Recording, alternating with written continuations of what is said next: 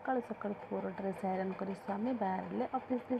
ମୁଁ ବି ଚାଲିଲି ତାଙ୍କୁ ଟିଫିନ୍ କରିକି ଦେବା ପାଇଁ। ସ୍ୱାମୀ ଗଲାବେଳେ ମୋତେ ଚାଲିଲେ ବାଏ ବାଏ କରି ପୁଅ କହିଲା ମାମା ମୁଁ ପୁରୀ ତରକାରୀ ଖାଇବି ବୋଲି। ପୁଅକୁ ପୁରୀ ତରକାରୀ କରିଦେଇ ମୁଁ ବି ଚାଲି ଟିକେ ଚୂଡ଼ା ତରକାରୀ ଖାଇ।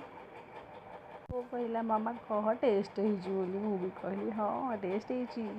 ଏବେ ବାହାରିଲି ମୁଁ ସ୍କୁଲ ଯିବା ପାଇଁ ପୁଅକୁ ନେଇକି, କାହିଁକି ନା ଆଜି ପରା ଶିଶୁ ଦିବସ। ରାସ୍ତାରେ ଯାଉ ଯାଉ ପୁଅର ଦୁଇଟି ସାଙ୍ଗ ତା ମାମା ସହିତ ହେଇଗଲା ମୋର ଭେଟ। ଆମେ ଚାଲିଲୁ କରି ଗପସପ। ସେଠି ନାଚ ଗୀତ ଦେଖି ମ୍ୟାଜିକ୍ ସୋ ବି ହେଉଥିଲା। ମ୍ୟାଜିକ୍ ସୋ ବି ଦେଖି ପିଲାମାନଙ୍କ ସହିତ ଭୋଜି ଖାଇ, ପିଲାମାନେ ବି ଖାଉଥିଲେ ଭୋଜି, ଆମେ ବି ଛାଡ଼ିଲୁ, ଆମେ ବି ତାଙ୍କ ସହିତ ଟିକେ ଖାଇଦେଲୁ ଭୋଜି। ସେ ମ୍ୟାଜିକ୍ ସୋ ତ ଦେଖିକି ମୁଁ ଆଶ୍ଚର୍ଯ୍ୟଚକିତ ହେଇଗଲି। ପେପର ଭିତରେ ପାଣି ପୁରେଇକି ପୁଣି ପେପର ଭିତରୁ କାଢ଼ି ଦେଉଥିଲି ଅଲଗା ଜିନିଷ। ଆପଣମାନେ ମ୍ୟାଜିକ୍ ସୋ କେବେ ଦେଖିଛନ୍ତି ନା ନାହିଁ? ଶିଶୁ ଦିବସ ଉପଲକ୍ଷେ ମ୍ୟାଜିକ୍ ସୋ ବି ଆମ ସ୍କୁଲରେ ହେଉଥିଲା। ମ୍ୟାଜିକ୍ ସୋ ଦେଇକି ପୁରା ଖୁସି।